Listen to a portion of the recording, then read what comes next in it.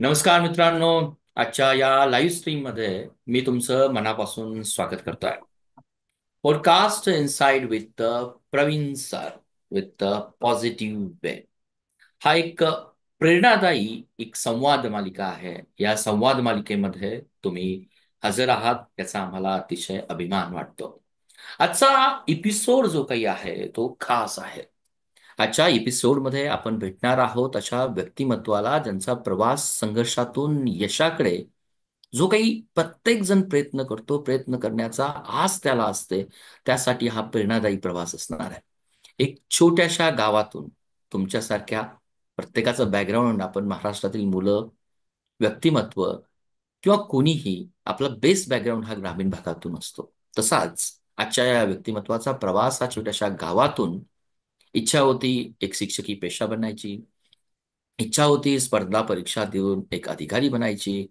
नंतर हीच इच्छा का आणि कशामुळे वेगवेगळ्या चरणातून जात असताना शेवटी मार्केटिंगमध्ये आणि आत्ता जे काही आपलं व्यक्तिमत्व आहे, स्वतःचा व्यवसाय उभारण्यापर्यंत त्यांचा प्रवास हा अत्यंत रोमहर्षक आहे. आज आपल्यासोबत आहेत मॅक्स सोल्युशनचे संस्थापक सीईओ अशोकजी घुले सर, ज्यांनी उद्योगातील अडथळे जे काही आहेत पार करत आज 2025 मध्ये त्यांचा जो काही उद्योग आहे तो साधारणपणे 2 कोटीच्या टर्न ओव्हरपर्यंतची कंपनी उभारली. आज मोर दॅन 25 सहकारी त्यांच्यासोबत काम करतायत. आणि सर्वात महत्वाचं प्रोसेस कंट्रोल, इन्स्ट्रुमेंटेशन, कॅलिब्रेशन आणि थर्मल व्हॅलिडेशन यासारख्या अत्याधुनिक सेवांच्या माध्यमातून ते फार्मास्युटिकल असेल, पेट्रोफार्मास्युटिकल्स असेल, ऑटोमोबाईल इंडस्ट्री असेल, फूड प्रोसेसिंग असेल, फूड टेस्टिंग असेल, ॲग्रिकल्चर असेल, ज्या काही वाईड स्पेक्ट्रम इकॉनॉमिकच्या इंडस्ट्री येतात त्या क्षेत्रातील वेगवेगळ्या इंडस्ट्रींना ते विविध सेवा देतात. आजच्या या संवादामध्ये आपण त्यांच्या रोमांचक प्रवासाविषयी, व्यवसाय उभारणीविषयी, त्यांनी जो काही संघर्ष अनुभवला, त्याचबरोबर या व्यवसायामध्ये संधी कशा आहेत याविषयी चर्चा करणार आहोत. तसेच जे काही तरुण उद्योजक आहेत, नव्या करिअरच्या जे काही शोधात आहेत, नव्या करिअरच्या शोधात असताना व्यवसाय निवडीबाबत काय काय आपले फॅक्टर असावेत, या सर्वांचं मार्गदर्शन आपल्याला अशोक सर करणार आहेत. तर मग आजच्या या पॉडकास्टमध्ये, पॉडकास्टचं नाव मी तुम्हाला सांगितलेलं आहे, पॉडकास्ट इनसाइट विथ प्रवीण सर्स पॉझिटिव्ह वे. गुले साहेब, मी तुमचं मनापासून स्वागत करतोय आणि मला खूप अभिमान वाटतोय तुम्ही या पॉडकास्टला तुम्ही हजर झाला. गुले साहेब. तर धन्यवाद. प्रथमतः मला तुमचे आभार मानायला हवेत दुगे सर. तुम्ही या प्रकारचा प्लॅटफॉर्म माझ्यासारख्याला उपलब्ध करून दिला आणि या ठिकाणची संधी दिली. ही संधी खरोखर वाखाणण्याजोगी आहे. तुमचा जो प्रयत्न आहे की तरुण मुलांना मार्गदर्शन व्हावं आणि माझ्यासारख्या छोट्याशा माणसाला जो सक्सेस मिळाला आहे तो अनेक जणांना मिळावा आणि त्यासाठी जो तुम्ही प्लॅटफॉर्म उपलब्ध करून देताय त्या hats off you sir. Thank you sir. Thank you. Thank you. Thank you very much. जे काही लिस्नर आपले आहेत त्यांना या प्लॅटफॉर्मच्या माध्यमातून अशोकजी घुले, तसं जर पाहिलं, आज माझ्या दृष्टीनं गेली 1995 पर्यंत एक माझे मित्र होते. आणि 1995 पासून 2025 पर्यंत हा ऑलमोस्ट 30 वर्षाचा कालावधी आहे. कदाचित थर्ड पर्सन म्हणून, ॲज अ करिअर काउन्सिलर म्हणून, ॲज अ कन्सल्टंट म्हणून मी जेव्हा त्यांचा एक प्रवास पाहतो ना, तो प्रवास पर्सनली मला प्रेरणादायी वाटतो. पर्सनली. कारण माझे मित्र असल्यामुळे कदाचित मी त्यांना अशोक या नावानेही कॉल करू शकतो. त्यांचा प्रवास हा मला पर्सनली खूपच प्रेरणादायी वाटतो आणि मला वाटलं की हा प्रवास माझ्या तरुण जे काही इन्स्पायरेशन घेऊन येत आहेत लोक उद्योजकासाठी, त्यांच्यासाठी असावा. सर्वात प्रथम सर, इन्साइट्स विथ प्रवीण या पॉडकास्टमध्ये मी तुमचं मनापासून स्वागत करतोय. आपण सुरुवात तर करणार आहोतच. अ, जी काही आपली चर्चेचा विषय आहे सर, पहिला प्रश्न जो काही मी तुम्हाला विचारतो की तुमच्या या लाईफमध्ये 10वी नंतर 12वी नंतरचं लाईफ जे काही आहे, अगदी काही विषयामधून फेल होण्यापर्यंत, कुठेतरी आपल्यासारख्या रात्री काम करणं असेल, त्यानंतर तुम्ही ऍक्सिडेंटली म्हणा, पर्पजली म्हणा, मार्केटिंग मध्ये गेला, त्याचा प्रॅक्टिकल अनुभव घेतलात आणि जो काही स्वतःचं काहीतरी सुरू करण्याचा जो काही निर्णय घेतलाय, आपण त्यालाच थोडासा हात घालून नंतर आपण ॲक्युरेस कंपनीमध्ये घेऊया, की हा तुम्ही जो काही विचार जो काही केलेला आहे की मला व्यवसायात जायचंय, तो तुम्ही कधी केला? तर खरं म्हणाल तर व्यवसायाचा जाण्याचा विचार माझा सुरुवातीला नव्हताच. मी अगोदर आपले सर्वसामान्य कुटुंबातून शेतकरी कुटुंबातला असल्यामुळे व्यवसायाचं दूर दूरपर्यंत आपल्याला काही माहीत नव्हतं. परंतु जीवनामध्ये पुढे पुढे जात असताना जे जे काही आपल्याला प्रसंग, जी काही संकट आली आणि ते सर्व्हाइव्ह करत असताना जीवन, मला ह्या व्यवसायामध्ये जावं लागलं सर. ओके ओके, खूपच छान. हे जे काही तुम्ही सर्व्हायवल हा जो काही शब्द वापरलाय, हम्म. यामध्ये थोडंसं तुम्ही जर ब्रॉडली आम्हाला सांगितलं, सर्व्हायवल म्हणजे काय असतं, एखाद्याच्या आयुष्यामध्ये सर्व्हायवल काय असतं, जसं तुम्ही तुमच्या आयुष्यामध्ये काय पाहता सर्व्हायवलला? तर त्या काळामध्ये जर म्हटलं, आमचा जो ग्रामीण भाग आहे तो अतिशय दुर्गम भागातून आहोत आम्ही. तिकडे एस टी वगैरेच होती फक्त, बाकी कार्स किंवा टेलिफोन्स, इंटरनेट्स तेव्हा दूर दूरपर्यंत त्याचा विषय नव्हता. आणि शेतीही आमची बारमाही नव्हती. तर 4 महिन्याचा पाऊस पडल्यानंतर पुढचे 8 महिने आमच्यासारख्या लोकांनी, बेरोजगार लोकांनी करायचं काय, त्याची खूप भ्रांत आम्हाला होती त्या काळामध्ये. म्हणजे जीवन तिकडे सर्व्हाइव्ह करणं मुश्किल होतं. शेतीचा रोजगार किंवा रोजगार हमीची कामच आमच्यासाठी उपलब्ध होती. दुसरा कुठला काही ऑप्शन नव्हता सर तिकडे. Okay okay. सर्व्हायवल हा अर्थ तुम्ही जो काही मला सांगितला, जो प्रत्येक मनुष्य बिंगची ज्या काही आपण बेसिक गरजा असतो त्या गरजेचा तुम्ही उल्लेख केला. थोडंसं मला वाटतं तुमचा जो काही वैयक्तिक जे काही लाईफ आहे, तुम्ही कुठून आहात, काय आहात आणि सध्या तुम्ही कुठे आहात आणि कुठली कंपनी आहे, हे मला वाटतं थोडंसं जर मला कळालं तर खूपच आनंद होईल. सर, मी अशोक यादव घुले. माझं मूळ गाव धमणगाव पाट, तालुका अकोले, जिल्हा अहिल्यानगर. अगदी दुर्गम भागातलं माझं गाव.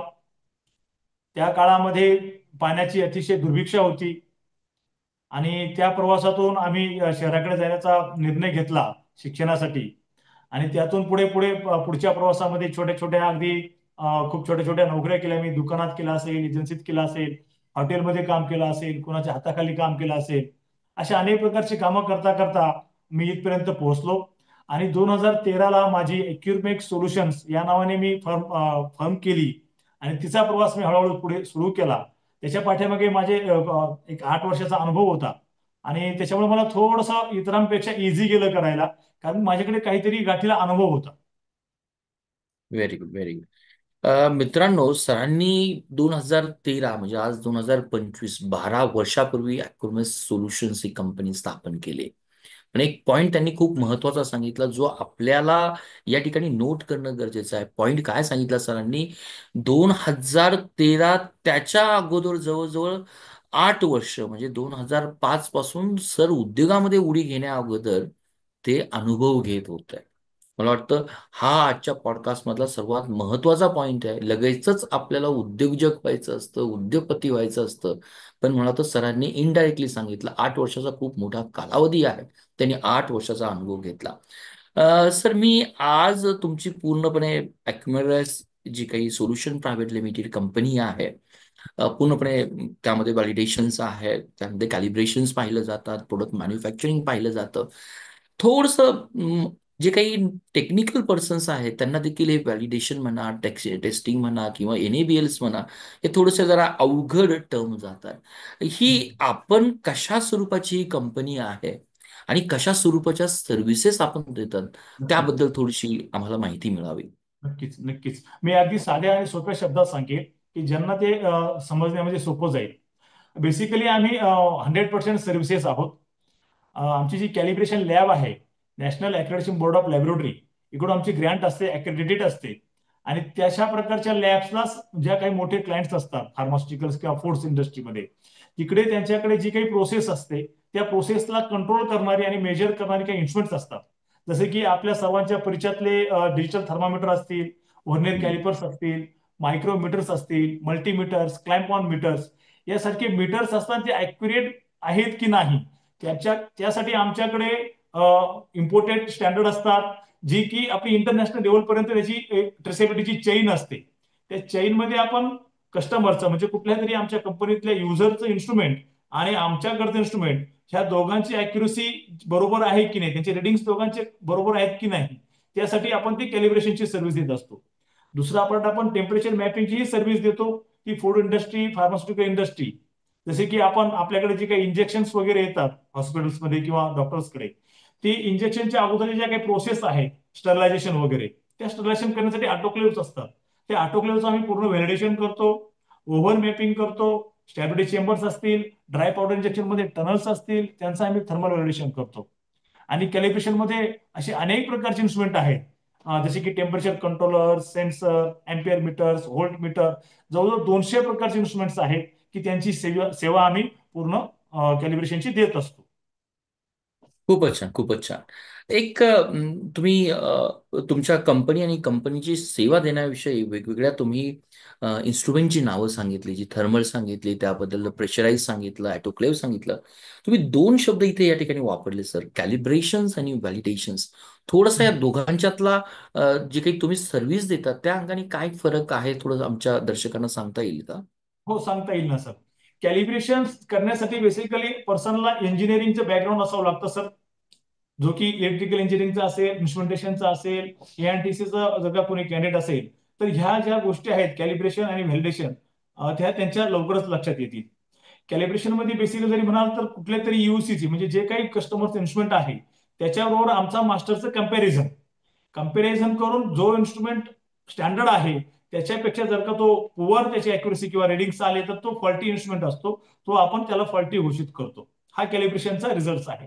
त्याचे हम्म. सर्टिफिकेट्स तयार होतात जे की आम्हाला एनएबीएलने अक्रेडिट केलेलं आहे. त्याच्यातून आम्ही ती सर्टिफाईड करतो तो इन्स्ट्रुमेंट्स, आणि मग त्या युजर्सला ती त्यांच्याकडे काही ऑडिट असतील, काही कंप्लायन्सेस असतील, त्यासाठी ते लागत असतात सर रुटीनली. आणि व्हॅलिडेशन जर म्हणाल तर व्हॅलिडेट करणे म्हणजे आपण एखादा इक्विपमेंट आहे त्याच्यासाठी जो काही प्रोग्राम डिझाईन केलेला आहे, त्याच्यासाठी जी काही प्रोसेस डिझाईन केलेली आहे, ती प्रोसेस मॅन्युफॅक्चररने डिझाईन केलेली असते, युजरनं परचेस केलेली असते इक्विपमेंट्स, ती व्हॅलिडेट करायची आहे आम्हाला. म्हणजे ती जी काही डिझायनिंग आयक्यू ओक्यू असेल त्याचं आम्हाला पीक्यू करायचं असतं, परफॉर्मन्स क्वालिफिकेशन. म्हणजे ज्या प्रकारे डिझाईन केलेलं आहे, ज्याचा यूज होणार आहे इंडस्ट्रीमध्ये कुठल्या तरी प्रोसेससाठी, ती प्रोसेस प्रॉपर होण्यासाठी जो इक्विपमेंट आहे त्याला आम्हाला व्हॅलिडेट करायचं, म्हणजे तो ऍटलीस्ट व्यवस्थित परफॉर्म करेल, आणि त्या परफॉर्म केल्या तर कंपनीचे कामं व्यवस्थित होतील. येस. हा दोघांमध्ये काही बेसिक फरक आहे. खूपच छान सर. कॅलिब्रेशन आणि व्हॅलिडेशनचा तुम्ही फरक सांगितला, आमच्या दर्शकांच्याही तो मला पूर्णपणे खात्री आहे, तो लक्षात आला असेल. थोडंसं अजून एक टेक्निकल मुद्दा तुमच्या बोलण्यातून मला जाणवतोय. तुम्ही एनएबीएल चा उल्लेख कंटिन्युअसली करताय. हा एनएबीएल आणि ज्या काही तुम्ही सर्व्हिसेस प्रोव्हाइड करतात त्यांचं कशा स्वरूपाचं रिलेशन असतं, कशा संदर्भाचं रिपोर्टिंग असतं, थोडं त्यावरही आपण विस्तारपूर्वक सांगावं असं मला वाटतं. एनएबीएल हे national accreditation board of laboratory, जे की गव्हर्नमेंट ऑफ इंडियाकडून रन केलं जातं. ज्या काही सर्व्हिस देणाऱ्या आमच्यासारख्या कॅलिब्रेशन आणि व्हॅलिडेशनच्या लॅब आहेत त्यांच्यासाठी हम्म. ते मॅन्डेटरी असतं. ते जर का ओके. तुमची लॅब एनएबीएल अक्रेडिटेड नसेल तर तुम्ही कुठल्याही कंपनीमध्ये कॅलिब्रेशन करायला व्हॅलिड नाही आहात. हा सरळ सरळ त्याचा अर्थ होतो. आणि जर का तुम्ही एनएबीएल असाल तर तुमच्याकडे आम्हाला एक एनएबीएल साठी स्टँडर्ड आहे, ISO IEC 17025:2017. त्या स्टँडर्ड प्रमाणे आमच्या लॅब अक्रेडिटेड असतात, आणि त्या स्टँडर्ड मधून आमच्या ज्या काही प्रोसेस आहेत, समजा प्रोसेस असेल, सिस्टम असेल, त्या अक्रेडिट केलेल्या असतात. त्याच्यामुळे जो काही फार्मास्युटिकल्स किंवा फूड ग्रेडची इंडस्ट्री आहे त्यांना हे एनएबीएल अक्रेडिटेड करून कॅलिब्रेशन केलं तरच ते व्हॅलिड असतं, तरच त्या कुठल्याही थर्ड पार्टी एजन्सी त्याला व्हॅलिड मानतात. ही ओके. एनएबीएल ची चेन अगदी इंटरनॅशनल लेव्हल पर्यंत असते ओके. ओके. ट्रेसेबिलिटीची. येस येस, खूपच छान. अजून एक बोलताना जे कॅलिब्रेशन आणि व्हॅलिडेशन मध्ये तुम्ही म्हटलं की हे जर करण्यासाठी इंजिनिअरिंग बॅकग्राऊंडचे जे काही स्टुडंट आहेत, स्ट्रीमचे विद्यार्थी आहेत, किंवा जे काही बिझनेसमॅन आहेत त्यांना ही टर्म लक्षात येईल. आता कंपनीबद्दल काय आहे, कसं स्वरूपाचं काम करतंय याबद्दल आम्हाला पूर्णपणे कल्पना आली. थोडंसं आपला शैक्षणिक प्रवास इथपर्यंत कसा आहे, आपण या क्षेत्रामध्ये कसं शिरलात, त्याबद्दल आम्हाला थोडंसं जाणून घ्यायची इच्छा आहे. सर, तुम्ही फार महत्वाचा प्रश्न विचारला. सुरुवातीला माझं काही टेक्निकल बॅकग्राऊंड नव्हतं, बिझनेसचं तर नव्हतंच, परंतु मला व्हायचं होतं शिक्षक. पण शिक्षक होत असताना जेव्हा मी शिक्षण घेत होतो त्याला काय म्हणतात ना, नसीब झंडू तो क्या करेगा पांडू, अशा प्रकारचं माझ्या बरोबर झालेलं आहे. मला 12वी नंतर डीएड करायचं होतं. मी संपूर्ण जबरदस्त अभ्यास केलेला होता, परंतु मी इंग्लिशमध्ये नापास झालो 12वीला. तेव्हा मला 66% होते. म्हणजे मी जर का इंग्लिशमध्ये पास असतो तर अबाव 75 झालो असता आणि माझा डीएडला नंबर लागला असता. परंतु आले देवाजीच्या मनात तिथे कोणाचे काही चाले ना, असं काही म्हणता येईल. पुढे मी ठरवलं की आता आपल्याला नाही प्राथमिक शिक्षक होता आला तर आपण माध्यमिक शिक्षक होऊयात. आणि मग मी बीए करायचं ठरवलं. ऑक्टोबरला पास झालो. FY ला मी फर्स्ट क्लासमध्ये होतो. SY लाही फर्स्ट क्लासमध्ये होतो. मला सांगायला अजिबात काही कुठल्याही प्रकारचं कमीपणा वाटत नाही सर. मी BA ला पुन्हा एकदा नापास झालो इंग्लिशमध्ये. आणि माझं दुसऱ्यांदा शिक्षक होण्याचं स्वप्न माझ्या काय म्हणतात दैव म्हणा की तुम्ही ज्याला काही जे म्हणाल, देव म्हणा, दैव म्हणा, नशीब म्हणा, त्या अर्थाने मी पुन्हा एकदा फेल झालो BA ला. आणि माझं माध्यमिक शिक्षक होण्याचं सुद्धा स्वप्न भंग पावलं. पण मी पुन्हा आणखी जिद्दी होतो. मी आणखीन ठरवलं नाही आता आपण माध्यमिक नाही झालो, प्राथमिक नाही झालो, तर आपण आता प्रोफेसर होऊयात. आणि पण व्हायचं तर आपल्याला त्याच शिक्षण क्षेत्रामध्येच जायचं आहे. आणि मी पुणे युनिव्हर्सिटीमध्ये फॉर्म भरला. तिकडे इंटरव्ह्यू झाले. माझा पुणे युनिव्हर्सिटीमध्ये नंबर लागला नाही MA इकॉनॉमिक्ससाठी. मग मी नाशिक जवळ होता आम्हाला, नाशिकला आलो. तिकडे मला कोणाच्या तरी मदतीने माझं ऍडमिशन झालं. त्या पर्सनचा खरोखर धन्यवाद द्यायला हवं की मी माझ्या पहिल्याच्या क्रममध्ये एवढ्या लांब आलो होतो. आणि त्या माझ्या मित्राच्या दाजींनी माझं ऍडमिशन करून दिलं माझं MA ला. नाईट कॉलेज होतं सर ते. 5 ते 8 असं कॉलेज असायचं. आणि त्या काळामध्ये मी पुढे MA ला ऍडमिशन घेतलं. MA ला मी आमच्या KTHM कॉलेजवर डिपार्टमेंटला डिस्टिंक्शन मध्ये आलेलो आहे सर. 3रा नंबर आला होता माझा. जॉब करून हे सगळं केलं. आणि पुढे म्हटलं आता सेट नेट करूयात. तर सेट नेटला जात असताना आणि त्याच वेळेस मला वाटतं 2004ला बेडच्या साठी CET सुरू झाले होते. मी CET चांगले मार्क्स पाडले होते. पण पुन्हा माझा बेडला नंबर लागला नाही आणि मला सेट नेटकडे वळावं लागलं. आणि मी सेट नेटचा अभ्यास करत होतो. आणि त्याच अनुषंगानं माझं वय तेव्हा झालं होतं साधारण 24. आणि माझ्या डोक्यात चालू होतं की आपण आता 24 वर्षाचं झालोय आणि अजूनही आपल्या हातात अशा कुठल्याच प्रकारची नोकरी नाही. त्याआधी मी MPSC UPSCचाही प्रयत्न केला होता. पण तिथेही मी माझी अवकात ओळखली की हे आपल्याला होणार नाहीये MPSC UPSC. आपण शिक्षक व्हावं. म्हणजे मला ते थांबावं लागलं MPSC UPSC सुद्धा. कारण माझ्या कुटुंबाची गरज, मी पैसा कमवणं हीच तेव्हाची सर आद्य गरज होती. खूपच छान. मी म्हणतो काही तुम्ही अपयश सांगितलंय आणि अपयशातून शेवटी तुम्ही सर्व काही केलंय. म्हणजे अभ्यास केलाय, नंतर तुम्ही MPSC UPSC केलंय आणि शेवटी अॅक्रोमॅक्स सोल्युशन प्रायव्हेट लिमिटेड तुम्ही स्थापन करून या ठिकाणी तुम्ही त्या कंपनीची उभारणी केली. हा प्रवास खरंच सर्वांसाठी प्रेरणादायी आहे. आता हा प्रेरणादायी प्रवास कसा आहे तेव्हाच आपल्याला समजेल जेव्हा अशोकजी आता सध्या कंपनीची काय फायनान्शियल स्टेटस आहे, कसा वर्कफोर्स आहे, त्याविषयी आपल्याला चर्चा करतील. का 2013 पासून 12 वर्षाचा प्रवास सर तुम्ही थोडंसं या अंगाने विश्लेषण करावं म्हणजे आमच्या प्रेक्षकांनाही कळेल की जो काही इंग्लिशमध्ये 12वीला नापास होणारा शिक्षकी DED मध्ये नंबर न लागणारा अशोक नंतर परत म्हणतोय की MPSC आणि सर्वात महत्वाचं त्या अशोकनी 24व्या वर्षी जाणून घेतलं की MPSC UPSC कदाचित माझ्यासाठी नाहीये, मला कुठल्या तरी फील्डमध्ये जावं लागेल. आणि आजचा प्रत्येक तरुण हा 24व्या वर्षी आजच्या या स्थितीमध्ये कुणीतरी नोकरीच्या शोधात असतो, कुणीतरी उद्योगधंद्याच्या शोधामध्ये असतो. तोच प्रवास तुमचा आणि आमच्यासारखा अशोकजींचा त्यावेळेस होता. आता अशोकजी याच प्रश्नाला मी पुढे धरून मी तुमच्याशी चर्चा करतोय की या 12 वर्षामध्ये फायनान्शियली ह्युमन रिसोर्सच्या संदर्भात तुमची कंपनी काय सध्या कुठे आहे आणि तुमचे ऍज अ बिझनेसमॅन म्हणून तुम्ही काय टार्गेट तुमच्यासाठी ठेवलेलं आहे? तर जानेवारी 2013ला मी माझ्या पहिलं कस्टमरचं काम केलं. माझ्या बिझनेसची मुहूर्तमेढ लावली. तेव्हा मी एकटा होतो. एकट्याने केलेला प्रवास आहे हा. तो काळ मला आज जरी आठवला तर माझ्याही अंगावर असे काटे येतात. कारण मी एकदम शून्य झालो होतो त्या 2013च्या स्टार्टिंगला. आणि मला बिझनेस सुरू करायचा होता. मला माझ्या कुटुंबाने चांगली साथ दिली. आईचे आणि वडिलांचे आशीर्वाद होते, पाठबळ होते, त्यांच्या देवाकडच्या प्रार्थना होत्या. त्यांचं पुण्यकर्म कदाचित फळाला आले असेल.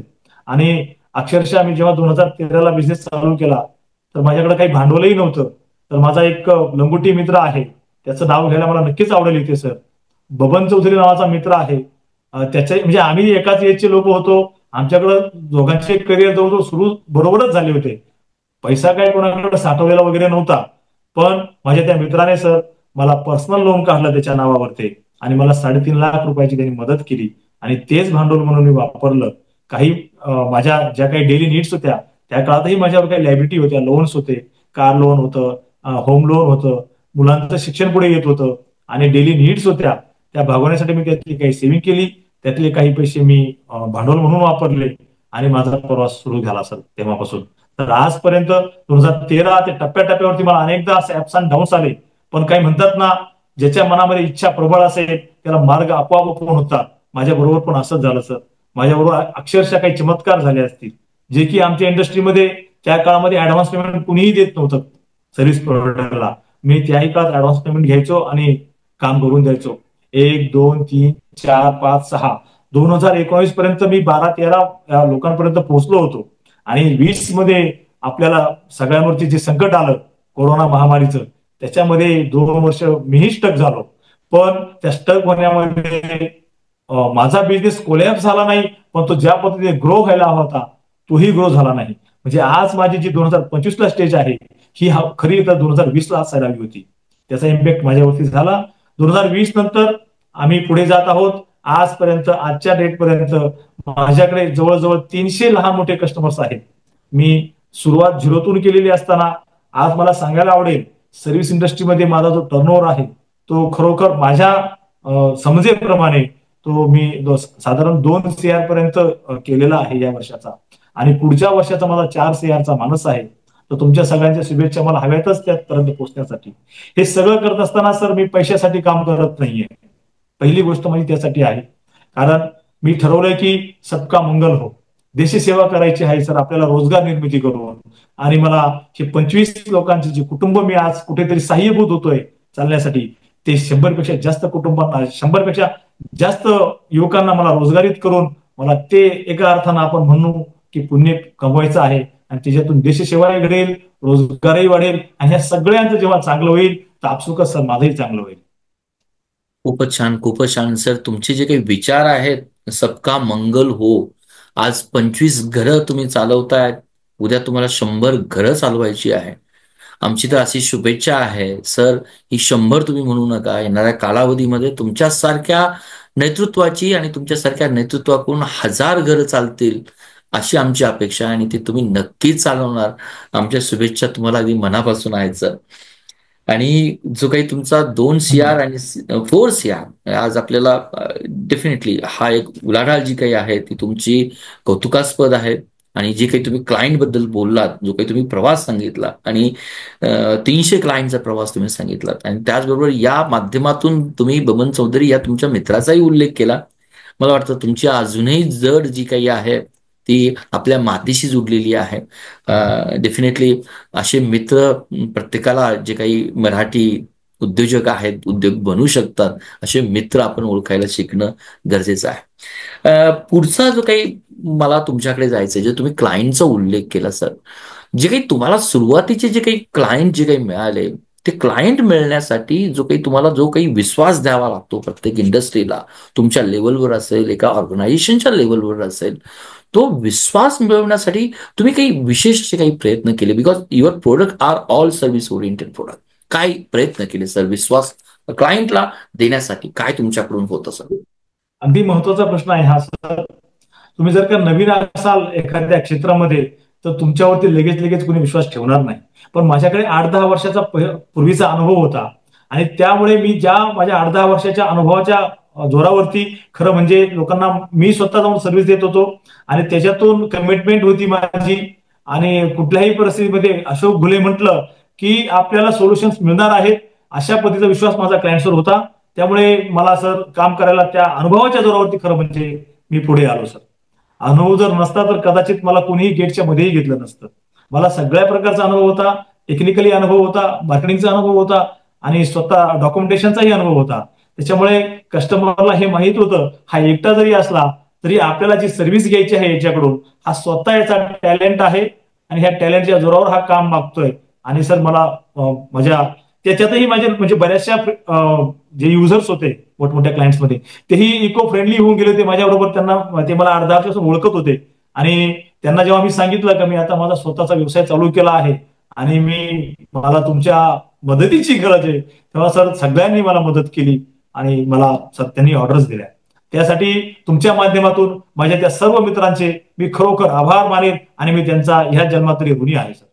धन्यवाद. ग्राहक देवो भव हा जो काही आपला संस्कृतीचा बाणा आहे सर, मला वाटतं तुमची ग्राहकांच्या प्रती आजही जी काही निष्ठा आहे त्यांना सर्व्हिस देण्याची, ती तुमच्या बोलण्यातून तुमच्या हावभावामधून आम्हाला दिसते सर. पण एक गोष्ट सर, आतापर्यंत जे काही मी तुमच्याशी चर्चा करतोय, फॉर्मली असेल इन्फॉर्मली असेल, मी केवळ तुम्ही जिंकलं कसं, जसं तुम्ही सांगितलं की मार्केटिंग हा माझा एक कला आहे, माझा तो नीश एरिया आहे. परंतु हम्म. आज ज्यावेळेस कुठलाही तरुण उद्योगधंदा स्टार्ट करायला जातो, आज जशी तुम्ही अॅक्युमॅक्स सोल्युशन प्रायव्हेट लिमिटेडची स्थापना केली, डेफिनेटली तुम्हालाही काही आव्हानं आली असतील. ती कुठली आव्हानं होती? ती जर थोडीशी विस्तारपूर्वक सांगावी, कारण सगळ्यांना आज हीच आव्हान असतं की मला फायनान्सचा प्रॉब्लेम्स आहे, बाकी मे बी, कारण ती आव्हानं मला वाटतं मी व्यक्त करण्यापेक्षा, गेस घेण्यापेक्षा आपण प्रत्यक्ष सांगावी असं मला वाटतं. तर आव्हानं सगळ्यात महत्वाची म्हणजे आपल्यावरती लोक विश्वास ठेवतील काही सगळ्यात महत्वाचं आव्हान असतं माझ्या दृष्टीने. त्याच्यानंतर आपल्याला फायनान्स उपलब्ध होईल का, आपला कॅश फ्लो जनरेट होईल का, आपल्याला रोजगारासाठी आपल्यावर विश्वास ठेवून आपल्याबरोबर टीम डेव्हलप होईल का, आपण दूर दूरपर्यंत सर्व्हिस देऊ शकतो का. आणि ह्या सगळ्या गोष्टी प्रत्येकाला या ना त्या प्रकारे असतात. पण मी शॉर्ट मध्ये तुम्हाला सांगेन, ह्या भीती ज्या दिवशी तुम्ही मनातून काढून टाकाल त्या दिवशी तुमचा खरं तर प्रवास सुरू होतो. पण जर का तुम्ही मनात घोळवत राहिलात, कदाचित आपण 10वीला असताना आपल्याला एक अलंकार होता, गणपतवाणी विडी पिताना चावायचा नुसतीच काडी आणि ह्या जागे बांधीन मी माडी, असा विचार करायचा. तर अशा प्रकारे विचार करून तुम्ही कधीही व्यवसायामध्ये जाऊ शकत नाही. मी याच्याही अगोदर 2 वेळा माझा जॉब सोडायचा प्रयत्न केला होता. पण माझ्या मनामध्ये भीती होती की मी जर का जॉब सोडला तर माझ्यावरती होम लोन आहे, माझ्यावरती कार लोन आहे, माझ्यावरती लायबिलिटीज आहेत, मी आणखी दुसरा एक उद्योग सुरू केलेला आहे, माझ्या ज्या काही गरजा आहे ह्या गरजा भागवणं मला नोकरी सोडल्यावर शक्य होणार नाही, ही भीती माझी. म्हणजे मी 2010ला ही प्रयत्न केला होता जॉब सोडण्याचा. पण ह्या भीतींमुळे, फॅमिलीची जी जबाबदारी असल्यामुळं, पाठीमागचा आपला जो काही इतिहास होता, त्या सगळ्यांचं एक बर्डन माणसावरती असतं. ते बर्डन झुगारायला माणूस, म्हणजे माझा कम्फर्ट झोन सोडायला मी तयार नव्हतो. ज्या दिवशी मी कम्फर्ट झोन माझ्या सोडला तेव्हा मला पुढे जायला असं एक पाऊल पुढे मी गेलो. खूपच छान, खूपच छान. सर्व मित्रांनो, हे लक्षात घ्या. आज उद्योग कुठलाही स्टार्ट करताना, छोटा असू, मध्यम असू, मोठा असू, जे काही प्रॉब्लेम्स होते ते सरांनाही आहेत आणि त्यांनी ओझरचा उल्लेख केला. पण आज आपल्या दृष्टीनं हाऊ ही फेस इट, हे सर्वात महत्वाचं आहे. खूप महत्वाचा पॉईंट तुम्ही सांगितलं अशोकजी, की माझ्या मनातली जी काही भीती होती, ज्या काही भीती फायनान्सची तुम्ही सांगितली, तांत्रिक सांगितली, कस्टमर मिळतील का, मला लोक भेटतील का निष्ठेची, ती पहिल्यांदा तुम्ही भीती काढून टाकली. आणि शेवटी तुम्ही सांगितला की हा जो काही कम्फर्ट झोन आहे, त्या कम्फर्ट झोन मधून तुम्ही बाहेर पडा. की किती सुंदर असं उदाहरण दिलं की बाबा, मी नोकरी आहे, माझं EMI भरतोय, जर माझी नोकरी जर सोडली तर मला EMIची अडचण येतील. आणि हा जो काही निगेटिव्ह विचार आहे, सर्व तारतम्य सांभाळून तुम्ही केलात, त्याचं मी मनापासून तुमचं कौतुक करतो. अगदी मला वाटतं इन्स्पायरिंग थॉट तुम्ही दिलात. कम्फर्ट झोन सोडा, जी काही भीती वाटते त्या भीतीला थोडंसं मागे ढकला.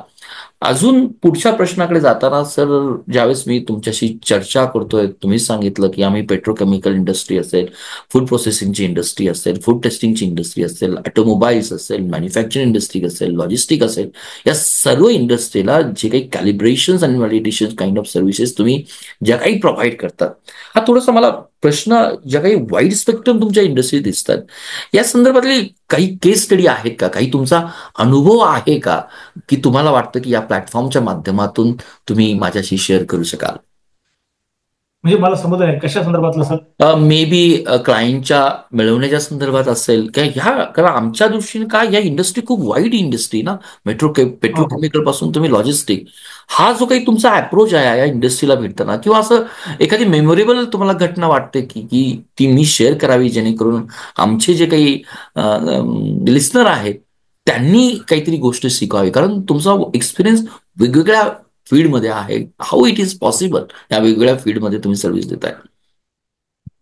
मी पुन्हा एकदा तिकडेच जाईल सर.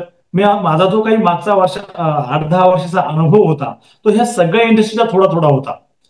आणि ह्या जर का इंडस्ट्री ज्या आहेत ह्या जर का तुम्हाला मिळवायच्या असतील तर त्याच्यासाठी तुम्हाला स्वतःला अनुभव घ्यावाच लागेल आणि तुमच्या अनुभवाच्या बोलावरती तुम्हाला कस्टमर्स गेटमध्ये इन करतील. आणि जेव्हा त्यांचा काही पेन तुम्ही इमर्जन्सीमध्ये सोडवाल, समजा एखाद्या कस्टमरकडे कोणतरी व्हिजिटर येतो आहे आणि तिथे कोणीतरी एक्झिस्टिंग सर्व्हिस देणार आहे सर, ह्या पृथ्वी तलावरती किंवा ह्या इंडस्ट्रीमध्ये मी काय एकटा नाहीये सर्व्हिस देणारा, माझ्यासारखे असे हजारो सर्व्हिस देणारे आहेत. पण त्यातल्या त्यात मी युनिक काय सर्व्हिस देऊ शकतो, मी कस्टमरचा माझ्या कुठला पेन सोडवू शकतो आणि किती मी त्यांना सर्व्हिस देतो, त्याच्यावरती माझे कस्टमर्स कनेक्ट होतात सर मला. मी नेहमी त्यांना अर्ध्या रात्रीलाही मला त्यांनी फोन केला, आजही फोन केला तरी मी त्यांना अटेंड करतो. कधी कधी स्वतःही जाऊन अटेंड करण्याची माझी तयारी असते. त्याच्यामुळे कस्टमर्स कुठेही जात नाही, त्यांना प्रॉपर सर्व्हिस मिळते, इन टाइम मिळते, प्रॉम्प्ट मिळते, क्वालिटी मिळते आणि रिझनेबलही देतो. असा ह्या आहे सगळ्या गोष्टी, म्हणून कस्टमर्स मिळतात सर वेगवेगळ्या इंडस्ट्रीमध्ये. Very good sir. हा जो काही तुमचा अनुभव आहे वेगळ्या इंडस्ट्रीसाठी, तुम्ही कस्टमर सर्व्हिस मी स्वतः देतो ऍज अ सीईओ असून, ऍज अ डायरेक्टर असून, ती गोष्ट वाखाणण्यासारखी आहे. जसं तुम्ही उल्लेख केला की आमची सेवा केवळ महाराष्ट्रात नाही आहे, महाराष्ट्राच्या बाहेर आहे. ज्यावेळेस आपण मराठी तरुण ज्यावेळेस महाराष्ट्राच्या बाहेर जाण्याचा विचार करतो, डेफिनेटली ऍज अ एक उद्योजक म्हणून ज्या काही तुम्हाला तांत्रिक म्हणा किंवा काही लॉजिस्टिक काही अडचणी आल्यात का, आणि त्या तुम्ही कशा सॉल्व्ह केल्यात? माझी ज्या करिअरची सुरुवात जी झाली सर, तर मी ऍज अ हेल्पर म्हणून जॉईन केलं होतं त्या कंपनीमध्ये. आणि हेल्पर म्हणून जॉईन केलं असताना मला म्हणजे संधी ओळखता आली. मला संधी मिळाली नव्हती तर मला संधी ओळखता आली होती. हिमाचल प्रदेशमध्ये 2005 ला सेज आपल्या गव्हर्नमेंट ऑफ इंडियाने घोषित केला होता आणि आपली मुंबई आणि गुजरातची काही जी इंडस्ट्री आहे ती इंडस्ट्री तिकडे डायव्हर्ट होत होती. आणि माझ्या एक्स कंपनीला मी जिथे जॉब करत होतो त्यांना तिकडे एक छोटंसं काम मिळालं होतं. चंडीगड पासून साधारण 40 किलोमीटर अंतरावरती बद्दी म्हणून एक इंडस्ट्रियल एरिया आहे हिमाचल प्रदेशमध्ये. त्या बद्दीला मला जाण्याचा योग आला सर. अक्षरशः मला जर वाटत होतं की माझाच भाग काही दुर्गम आहे, पण तो भाग माझ्याही पेक्षा जास्त दुर्गम होता. आणि तिथे मला कळलं की यार इथं आपण मार्केटिंग जर केली तर मी ज्या कंपनीसाठी काम करतोय त्या कंपनीला इकडनं ऑर्डर्स मिळतील आणि तीही कंपनी मोठी होईल. आणि मी तिथे सर मार्केटिंगला माझ्या बॉसला न सांगताही सुरुवात केली. आणि ज्या दिवशी मार्केटिंग गेलो, ज्या कंपनीत पहिल्यांदा गेलो, ते कस्टमर मला सर लीड ती पॉझिटिव्ह झाली, लीड जनरेट झाली आणि मला कळलं की यार मी तर मार्केटिंग पण करू शकतो. आणि मग मी मागे वळून पाहिलंच नाही. मार्केटिंगचाच मी एवढा डेव्हलप झालो, मी बिझनेस डेव्हलप. आणि मलाही माझ्या बॉसने त्यावेळेस मला संधी दिल्या वेगवेगळ्या प्रकारच्या, त्यांनी कधीही मला अडवलं नाही. आणि मग मी हिमाचल प्रदेश, जम्मू काश्मीर, उत्तरांचल प्रदेश, सिक्कीम, उत्तर प्रदेश, बिहार, पश्चिम बंगाल ह्या सगळ्या राज्यांमध्ये, गुजरात असेल, मध्य प्रदेश असेल, ह्या सगळ्या राज्यांमध्ये नॉर्थ इंडियाला मी कव्हर केलेलं आहे सध्या काळामध्ये. खूपच छान. म्हणजे ऑलमोस्ट तुम्ही, मी म्हणतो की सर्व भारत फिरलात. आणि अजून एक गोष्ट मला या ठिकाणी आपल्या संपूर्ण दर्शकांना सांगावीशी वाटते, अशोकजींचा मार्केटिंग हा कधी निश नव्हता, हे लक्षात घ्या. ऍज अ करिअर काउन्सिलर म्हणून मी काम करत असताना माझाही संवाद ज्यावेळेस विद्यार्थ्यांशी होतो, काही गोष्टी आपल्या कुठेतरी हाईड झालेल्या असतात, लपलेल्या असतात. तसंच अशोकजींना संधी मिळाली, मे बी एन्व्हायरमेंटच्या थ्रू असेल किंवा त्यांना ऍक्सिडेंटली ती संधी मिळाली असेल. नंतर त्यांना कळालं की माझ्याकडे मार्केटिंग हे स्किल आहे, हे लक्षात घ्या. आणि नंतर ते मार्केटिंग स्किल त्यांनी इम्प्रूव्ह केलं, ते अपस्किलिंग केलं, जेणेकरून त्या अपस्किलिंगचा फायदा त्यांना आज स्वतःची पर्सनल इंडस्ट्री रन करत असताना होत आहे. ती गोष्ट आपण सर्वांनी लक्षात घ्यावी. आपला निश एरिया जसा अशोकजींनी ओळखला तसाही आपल्याला ओळखू आला पाहिजे. जे काही सर तुमचं जे काही टार्गेट आहे, मला 2 CRचं मला पुढे घेऊन जायचं आहे. ते टार्गेट अचीव्ह करण्यासाठी तुमची काय रणनीती आहे, कशा पद्धतीने ऍज अ उद्योजक म्हणून तुम्ही त्या रणनीतीकडे पाहता आणि ती कशा पद्धतीने अचीव्ह करण्याचं तुमचं प्रयोजन आहे? निश्चितच निश्चितच कुठलाही व्यवसाय करत असताना जो लहान असो, माझा तर लहान व्यवसाय आहे त्या तुलनेमध्ये, आणि त्याला मला मोठ्या टप्प्यावरती घेऊन जायचं आहे. ते काही एका रात्रीचं किंवा एका वर्षाचं मिशन नाहीये. मी जे बी तुम्हाला आता सांगितलं, मी फक्त 2030 पर्यंतची योजना सांगितली आहे. 2030 पर्यंत मी एका टप्प्यावर घेऊन जाणार आहे. 2030 ते 35चा माझा एक टप्पा असणार आहे, 40चा एक टप्पा असणार आहे. असा पुढील 15 वर्षाचं मी ठरवलेलं आहे, एक रणनीती ठरवलेली आहे, एक स्ट्रॅटेजी ठरवलेली आहे की कुठल्या टप्प्यावरती मला काय काम करायचं आहे, कुठल्या टप्प्यावरती मला किती टर्नओव्हर लागेल, त्या टप्प्यावरती जात असताना मला कुठल्या प्रकारची आणि किती मॅन पॉवर लागणार आहे, मला कुठे कुठे पोचावं लागेल, काय काय करावं लागेल, या सगळ्या गोष्टी सर पेपरवरती प्रोजेक्शन मध्ये आहेत. त्या पद्धतीने मला त्या फॉलो करायच्या आहेत. बस हे काही माझ्याकडे काम आहे. ह्यासाठी हे माझं एकट्याचं श्रेय नाही आहे. ज्या पण माझ्याबरोबर टीम्स आहेत त्या टीमचं मी नेतृत्व करतो, त्यांची जबाबदारी माझ्यावरती आहे. त्या प्रकारे आम्ही सगळेजण टीम म्हणून काम करतो आणि आमचा प्रवास अविरत चालू आहे आणि तो वर्षानुवर्ष आम्ही प्रगतीकडेच आहोत. आता आम्ही मागून वळून पाहतच नाही. खूपच छान, खूपच छान. एक प्रोजेक्शन तुम्ही जे काही सांगितलं तो एक पॉइंट्स मी या ठिकाणी नोट करून घेतलाय. रणनीतीच्या संदर्भात प्रत्येकाला आपलं मे बी तुम्ही कुठल्याही परीक्षेची तयारी करत असाल किंवा कुठल्याही व्यवसायाची तयारी करत असाल, त्याच वेळेस जसं सरांनी सांगितलं 2025-2030 साठी त्यांच्याकडे प्रोजेक्शन आहे. हाच पॉइंट आपण आपल्या दैनंदिन घटनेमध्ये, आपल्या दैनंदिन प्रवासामध्ये वापरावं असं मला या ठिकाणी नमूद करूशी वाटतं. याच उत्तराच्या अनुषंगानं तुम्ही जी काही टीम सांगितली की 2025 मध्ये तुमच्याकडे सध्या एक स्ट्रॉंग 25 जणांची टीम आहे. 2030ला तुमचं टार्गेट आहे की 100 नंबर तुम्हाला करून घ्यायचा आहे. डेफिनेटली हा जो काही तुम्ही 25 लोकांना आज हँडल करताय, हे जे काही लिडरशिप जे काही आहे, त्या लिडरशिपला तुम्ही जे काही तत्व आहे त्या कुठल्या तत्वावर तुम्ही या टीमला एक टीम म्हणून फॉलो करताना कुठल्या तत्वावर तुम्ही अधिक विश्वास ठेवता, हा माझा प्रश्न आहे सर. सर अगदी महत्वाचा प्रश्न आहे तुमचा. खरं म्हणजे लोक तुमच्यावर सहजासहजी विश्वास ठेवणार नाहीत. तुम्हाला त्यांच्याबरोबर एकरूप व्हावं लागेल, तुम्हाला त्यांच्यावरती प्रेम करावं लागेल. तुम्ही जर का तुमच्या टीमच्या मेंबर्सवर प्रेम जर केलं नाही तर ती तुमच्यासाठी प्रेम करणार नाही. जसं माझं विजन आहे, मला 100 लोकांना रोजगार द्यायचा आहे, आपल्याला याच्यातून देशसेवा करायची आहे रोजगार निर्मितीतून, तसंच मी माझ्या प्रत्येक टीम मेंबरला सांगतो, अरे माझ्या एकट्याच्याही 100 होणार नाही, तू 10ची जबाबदारी घे. म्हणजे माझ्याकडच्या जी काही सिनियर 10 लोक आहेत त्यातल्या प्रत्येकाने 10-10ची जबाबदारी घेतलेली आहे आणि पुढच्या 2030 पर्यंत आम्ही सर नक्कीच 100 पेक्षा जास्त असू.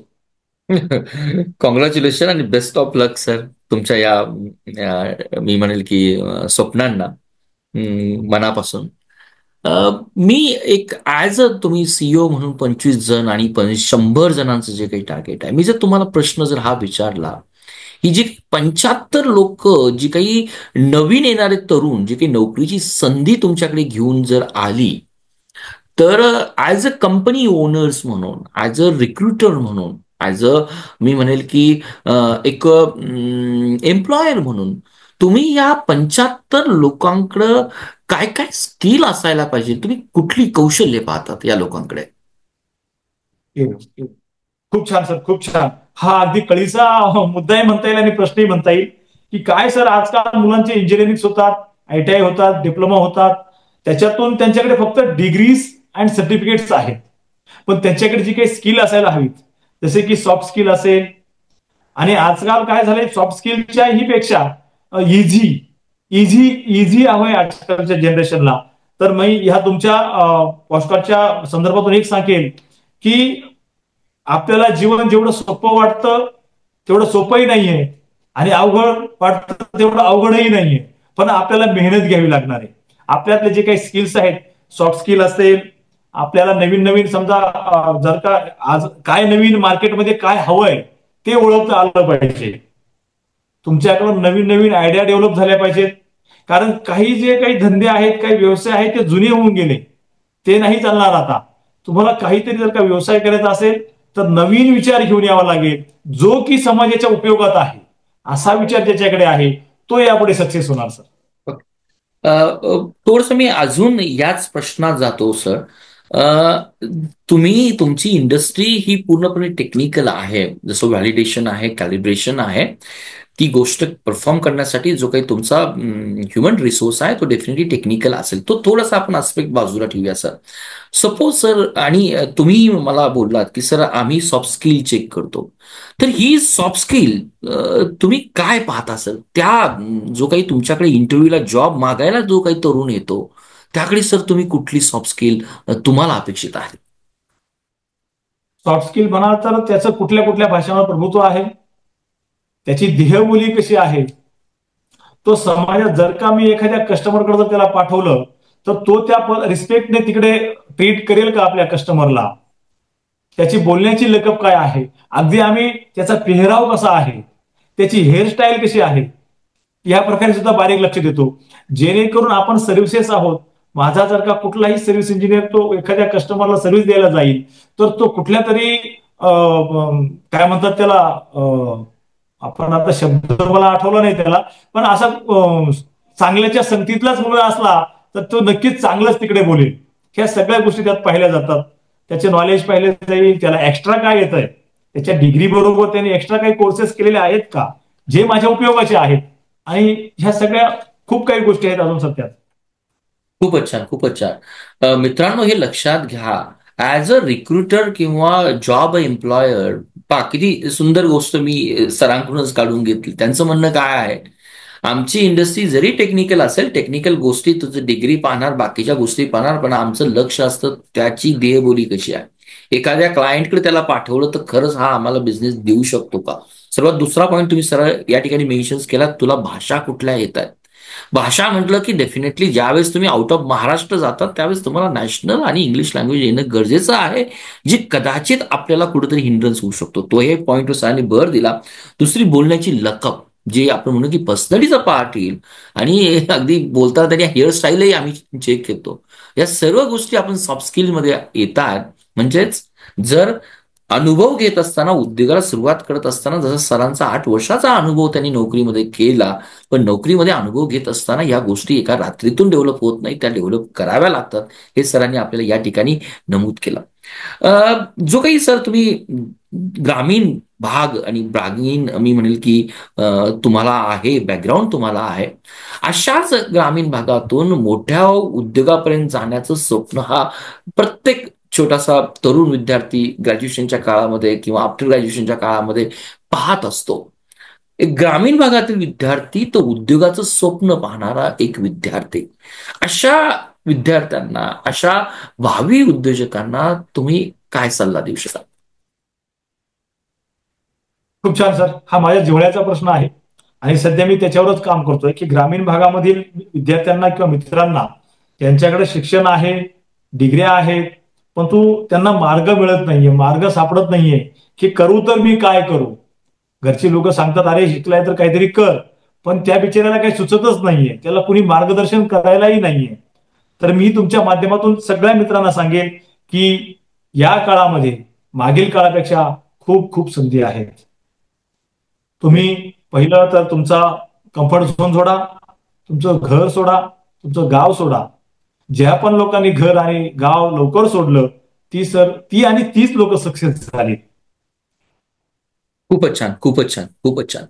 हा जो तुमचा पर्सनल प्रवास, ग्रामीण भाग, जर तुम्ही अकोल्यासारखा ग्रामीण गाव, धामणगावचा तुम्ही उल्लेख केला, आज तुम्ही इंडस्ट्रीमध्ये आहात, मला वाटतं या तुमच्या प्रवासामध्ये सर्वात मोठा लाईफ लेसन कोणता असेल. मे बी तुमचं वैयक्तिक संदर्भात असेल किंवा प्रोफेशनल लाईफच्या संदर्भात असेल. काय लाईफ लेसन होता तुम्हाला या प्रवासामध्ये. तर लेसन तर दररोजच मिळतात आपल्याला, आणि माणूस ते ठेचा खातो, अडखळतो, पण मग ठेस लागली का गुडघ्याकडे अंगठ्याकडे पाहत बसायचं नसतं. जसा अर्जुनाला डोळा दिसत होता, तसं मला फक्त आणि फक्त मला माझी परिस्थिती बदलायची होती. त्याच्यासाठी मला कितीही मोठी संकट आली तर त्याच्याशी मला 2 हात करावेच लागणार होते, आणि मी ते आजही करतो आणि पुढेही करत राहणार. खूपच छान.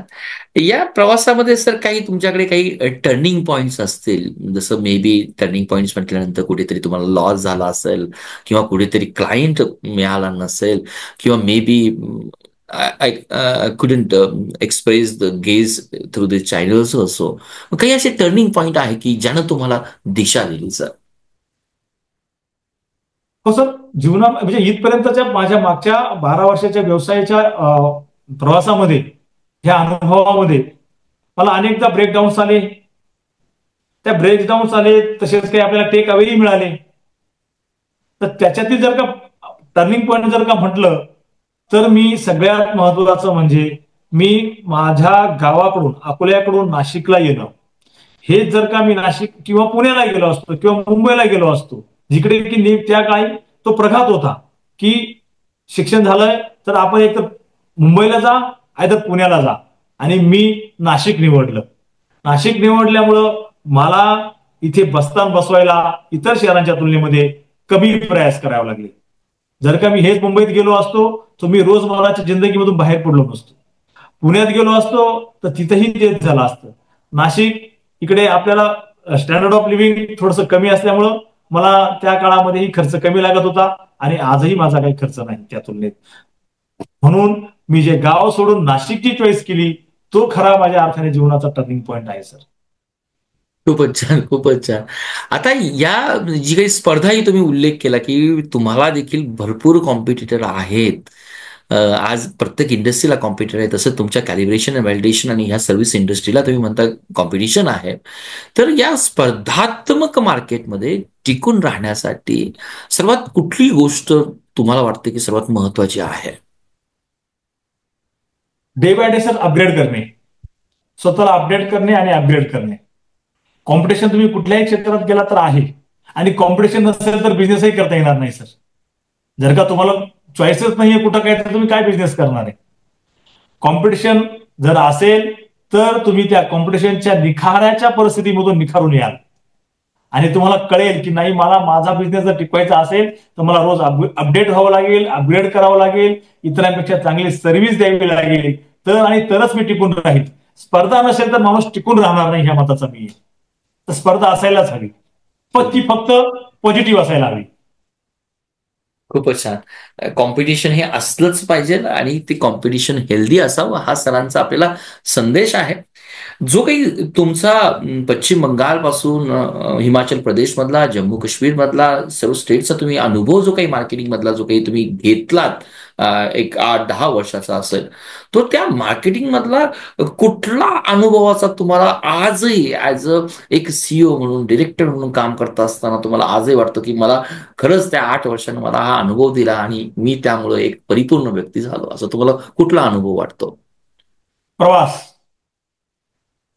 जो मी प्रवास केला सर, मी महिन्यातले 15 दिवस प्रवासातच असायचो. म्हणजे ट्रेनमध्ये प्रवास केला असेल, बाय प्लेन प्रवास केला असेल, ऑटोने केला असेल, कधी पायी चाललो असतात. प्रवासामध्ये वेगवेगळी माणसं भेटत गेली आणि प्रत्येकाच्या बरोबर मला नवीन काही ना काही इनपुट्स मिळाले आणि त्याच भांडवलावरती मला विचार करायला मिळायचं आणि मला निर्णय घ्यायला सोपं जायचं. प्रत्येक राज्यामध्ये गेलो, प्रत्येक राज्यामध्ये पंजाबमध्ये असेल, तिकडे आपल्याला शीख लोकांचा संपर्क आला, हरियाणामध्ये संपर्क आला, जम्मू काश्मीरमध्ये संपर्क आला. तर त्या लोकांची टेंडन्सी काय आहे आणि ती टेंडन्सी असताना मला माझ्यात काय बदल करावे लागतील जेणेकरून ते मला कनेक्ट करतील, ते ते बदल मला ह्या प्रवासातून मिळाले आणि म्हणून मला पुढे जाता आलं सर. खूपच छान. जे तुम्ही मला सांगितलं की निर्णय क्षमता मला या मार्केटिंगमधून शिकले, तुम्ही काही अनुभवली आणि ती आजही तुम्ही यामध्ये वापरताय. तर खूपच मला वाटतं हा एक निर्णय शक्तीचा प्रवास जो काही तुम्ही या प्रवासामध्ये घेतलात तो वाखाणण्यासारखा आहे. तुम्ही चर्चेतून प्रवास करत असताना तुम्ही काही स्वतःच्या या प्रोफेशनल लाईफमध्ये काही लॉसही झालात असं तुम्ही उल्लेख केला. लॉस म्हणा किंवा कुठेतरी तुम्ही एक स्टेप माघारी घेतली, करोनाचाही तुम्ही उल्लेख केला. ज्या पद्धतीने जायला पाहिजे होतं त्या पद्धतीने मला बिझनेस नाही नेता आला. हे जे काही अपयश आहे, या अपयशातून सर तुम्ही काय शिकलात किंवा तरुण उद्योजकांनी काय शिकायला पाहिजे, हा माझा प्रश्न आहे. सगळ्यात महत्वाचं म्हणजे सर, तुमच्यावरती जर का कोरोना सारखी महामारी जर तुम्हाला संपवू शकत नाही तर तुम्हाला ह्या जगामध्ये कुणीही संपवू शकत नाही.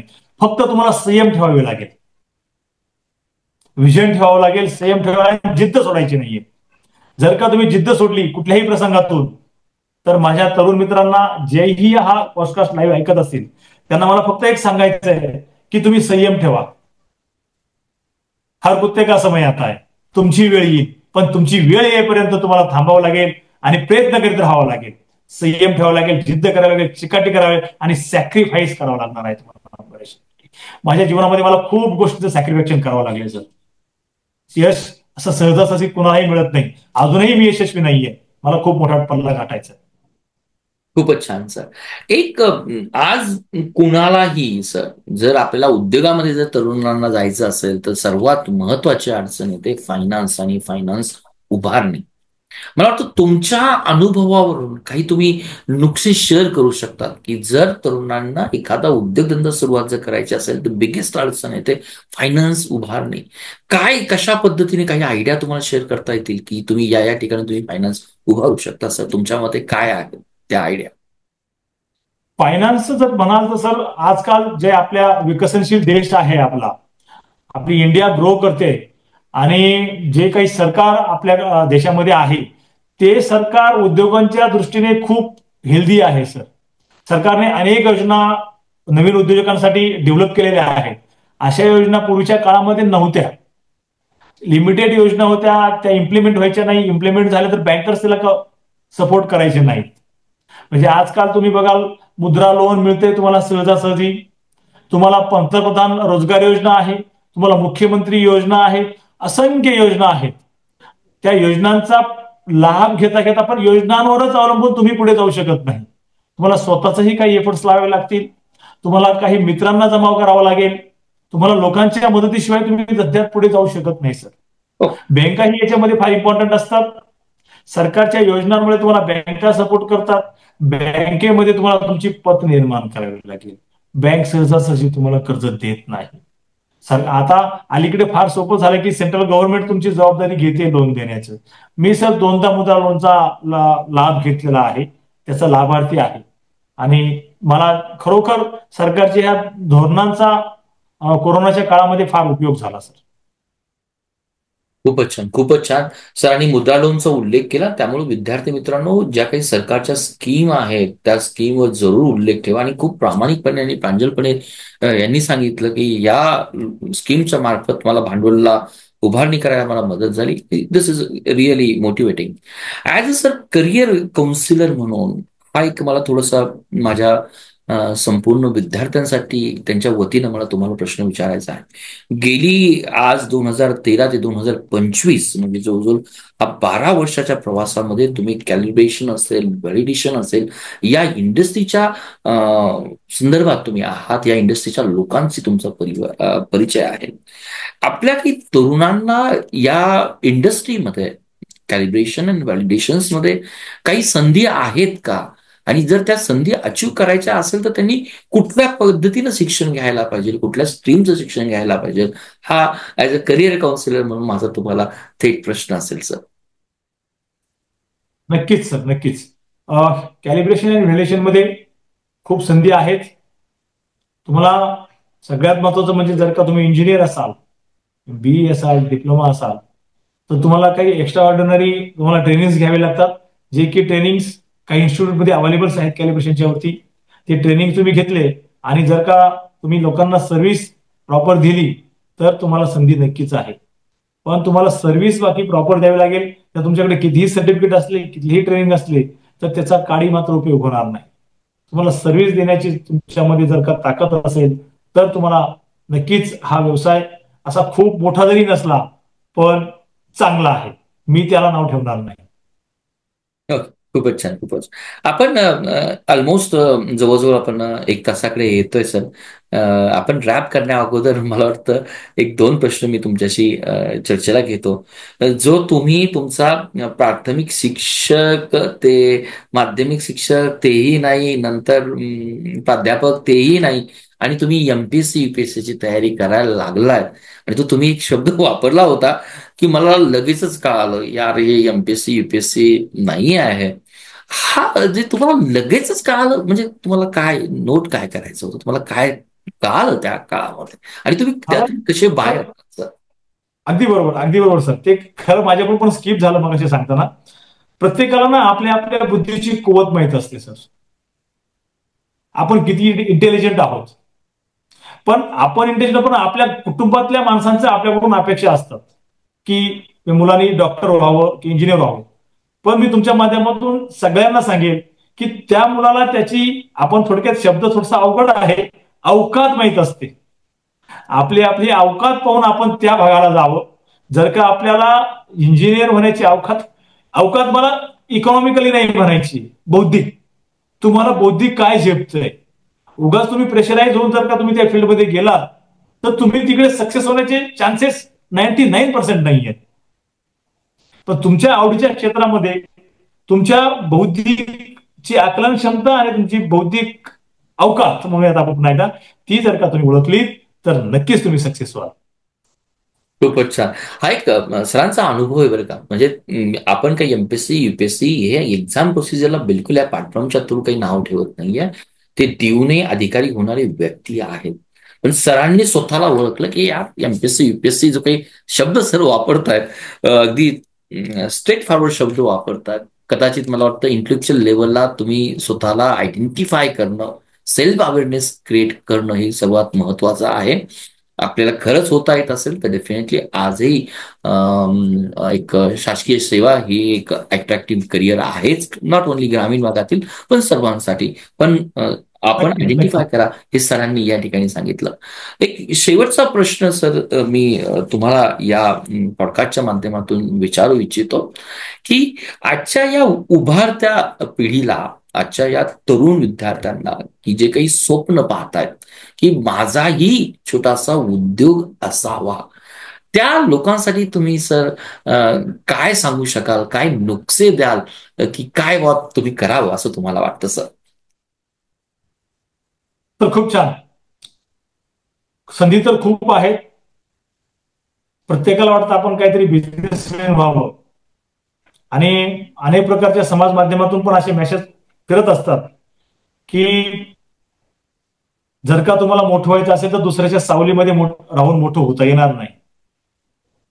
पण मी सारासार मी माझ्याही सेशनमध्ये माझ्या ऑफिसला सांगत असतो की हा जो मेसेज आहे हा आजकालच्या तरुण पिढीला डिस्ट्रॅक्ट करणारा आहे. तुम्ही असे घरातून उठला तर डिग्री घेतली आणि लगेच बिझनेस करायला गेला सर, असं होत नाही. ते कुणाला शक्य आहे ज्याचा पिढीजात व्यवसाय चालू आहे, ज्याच्याकडे त्याच्या घरच्या माणसांचा व्यवसाय आहे, काहीतरी त्याला तो पुढे करायचा आहे किंवा त्या भांडवलाच्या जोरावरती त्याला नवीन काहीतरी करायचं, त्याच्याकडे काहीतरी आयडिया आहे, त्याच्याकडे भांडवल आहे, त्याला बॅकिंग आहे. पण माझ्यासारख्या अनेक तरुणांना खेड्यावरून यायचंय, त्यांना कुठल्याही प्रकारचा बॅकग्राऊंड नाहीये, पहिल्या पिढी उद्योजक आहेत, त्या लोकांना अगोदर अनुभवच घ्यावा लागेल. अनुभवाची शिदोरी घेऊनच तुम्हाला व्यवसायामध्ये जाता येईल. नाहीतर तुम्ही जर का कुठून कर्ज घेतलं, घरच्या माणसांचे पैसे घेतले आणि ते जर तुम्ही धंद्यात लावले तर तुम्ही ते बर्डन घेऊन पुढे जा. पैसे तुम्ही स्वतः कमवा, स्वतः उपलब्ध करा आणि ते धंद्यात लावा. मजा येते सर, खूप मजा येते. पण जर का तुम्ही आयते भांडवल घेऊन जर करायला गेले तर तुमचा धंदा मला नाही वाटत सक्सेस होईल का. मी माझ्या खिशातला, माझ्या घरातला काहीच पैसा सर धंद्यात लावला नाही. मी बाहेरून पैसे उपलब्ध केले आणि त्याच पैशावरती मी पुढे आलो. त्यामुळे मला नक्की माहिती का जास्तीत जास्त माझं होऊन होऊन होणार किती नुकसान आहे, काहीच नाही. कारण मी माझं स्वतःच काही लावलंच नाही भांडवल. त्यामुळे अगोदर तुम्ही अनुभव घ्या, तुमचं स्वतःचं क्रेडिबिलिटी तयार करा, मार्केटमध्ये सगळीकडे तुमची विश्वासार्हता निर्माण करा, नेटवर्क तयार करा तुमचं स्वतःचं. नेटवर्क म्हटलं जातं, तुमचं जेवढं मोठं नेटवर्क असेल तेवढं तुम्ही सक्सेस होण्याचे चान्सेस जास्त असतात. पण नवीन मुलांचे कुठल्याही प्रकारचे असे नेटवर्क नसतात, असले तर ते व्हॉट्सअप पुरते मर्यादित असतात, आजकाल फेसबुक पुरते मर्यादित असतात. प्रत्यक्षात उतरणार नेटवर्क असायला हवं, तेव्हा तुम्हाला असं संधीचं सोनं करता येतं. खूपच छान सर तुम्ही या सेशनचा रॅपअप केला. तरुण विद्यार्थ्यांना तुम्ही सोशल मीडियापासून कसं दूर व्हावं हेही तुम्ही सांगितलं. दुसरं महत्वाचं म्हणजे कम्फर्ट झोनच्या बाहेर, आणि मला वाटतं यातला जो काही नोट पॉईंट तुम्ही सांगितलाय की अनुभव घेतल्याशिवाय उद्योगामध्ये येऊ नका, हा दुसरा पॉईंट तुम्ही सांगितला. आणि तिसरा पॉईंट जो networking not only service industry but for also the manufacturing industry, या पद्धतीने तुम्ही तुम्ही पॉईंट रॅप केले. अशोकजी, ऑलमोस्ट आपण लास्ट 1 आवर पासून ही चर्चा करतोय. जरी ती फॉर्मल चर्चा असेल तर मी अगदी तुमचे विचार मंत्रमुग्ध घेऊन ऐकतोय. मला वाटतं आपली चर्चा झाल्यानंतर फोनवर तुम्ही मला लगेच होकार दिला आणि मी तुम्हाला उद्देशही सांगितला की हा जो काही podcast insight with Praveen positive way, हा जो काही पॉडकास्ट आहे, आपण हा वेगवेगळ्या लोकांना, आपल्याकडे खूप मी मोठे सेलिब्रिटी नसतात, आपल्यासारखेच कॉमन भागातून मोठी झालेली, मी कुणाला म्हणतो की ज्यानं छोटंसं अचिव्हमेंट केलेलं आहे. आज तुम्ही खूप मोठी अचिव्हमेंट केली, याचा मला एक मित्र म्हणून आणि तुमच्या सर्व मित्रपरिवाराला एक अभिमान आहे. आणि या चॅनलच्या माध्यमातून मी तुम्हाला नक्की सांगू शकतो की आज अशोकजी केवळ इंडस्ट्रीमध्ये सक्सेस नाही आहे, ज्या ज्या ठिकाणी त्यांना शक्य होईल, त्यांच्या गावाच्या लेवलला असेल, तालुका लेवलला असेल, अगदी अध्यात्मामध्ये ते स्वतःहून पार्टिसिपेट होत असतात, स्वतःहून पर्सनली म्हणा. त्याचबरोबर जिथे गरज असेल त्या ठिकाणी त्यांची मदतकार्य चालू असते. हे मी त्यांना निश्चितच सांगतो. हे तुमचं ॲप्रिसिएशन काम आहे सर, ते कंटिन्युएशन्स करा. आमच्या पॉडकास्टच्या माध्यमातून तुम्हाला मनपूर्वक शुभेच्छा. तुम्ही खूप मोठे व्हा, लोकांना रोजगार उत्पन्न करा आणि तुमचा आदर्श असाच सर्वांपुढे असावा असं मला वाटतं. आणि अशोकजी, तुम्ही आम्हाला टाइम दिला, तुमच्या वेळात वेळ काढून तुम्ही सांगितलं की माझं ऑडिट आहे, मला आजचाच वेळ देता येईल. I am really really thankful Ashokji.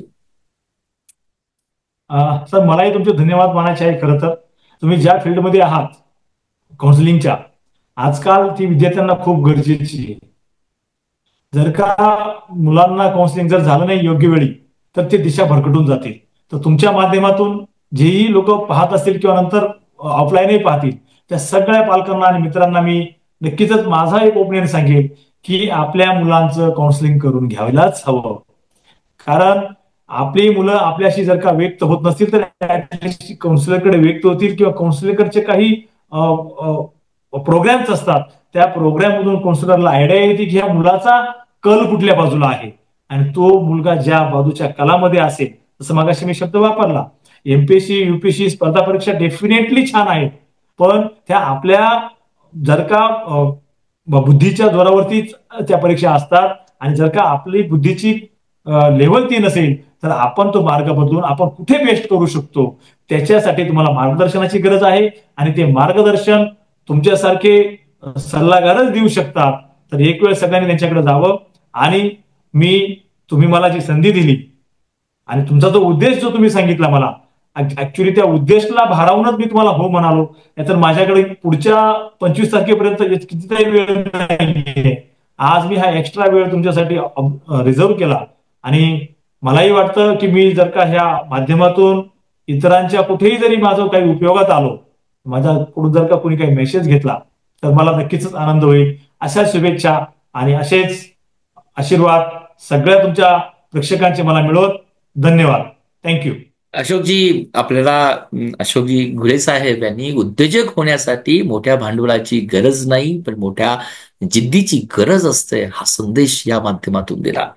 आजचा हा सेशन्स रॅप करण्या अगोदर आजचा हा सुंदर आणि मी म्हणेल की अतिशय प्रेरणादायी हा संवाद होता. अशोक घुले सरांनी त्यांच्या प्रवासात आलेल्या संकटावर, संघर्षावर मात करून कष्ट, जिद्द आणि ध्येय धोरण यांच्या जोरावर एक यशस्वी कंपनी अॅक्युरॅक्स सोल्युशन उभी केली. त्यांच्या अनुभवामधून आज आपणास खूप काही शिकायला मिळालं. व्यवसाय उभारणीमधील महत्वाचं काय, नेतृत्वाची भूमिका काय असायला हवी, उद्योजकतेसाठी आवश्यक असलेली मानसिकता, 2023, 2025, 2030 हा जो काही काळ आहे, त्यांचं जे काही उद्दिष्ट आहे, 100 व्यक्तींना मी त्यांचं घर चालवणार, माझं उद्दिष्ट हे 2 पासून 10,000 पर्यंत मी घेऊन जाणार.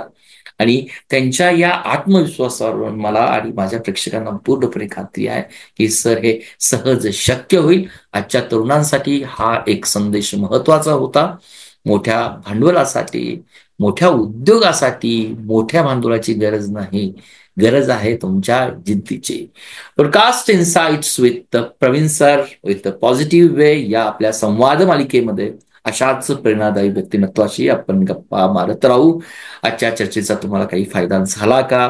झाला असेल तर तुमच्या प्रतिक्रिया, तुमच्या प्रश्न आम्हाला नक्की कळवा. आणि पुढच्या एपिसोडमध्ये आपण पुन्हा भेटणार आहोत नव्या विषयासह, नव्या व्यक्तिमत्वासह, व्यक्तिमत्व संग्रहासह. तोपर्यंत सकारात्मक राहा, पुढे चला आणि तुमच्या स्वप्नांचा पाठलाग करत राहा. धन्यवाद गुले साहेब आणि धन्यवाद सर्वांना. सबका मंगल हो. सबका सबका मंगल मंगल. हो. सबका मंगल हो.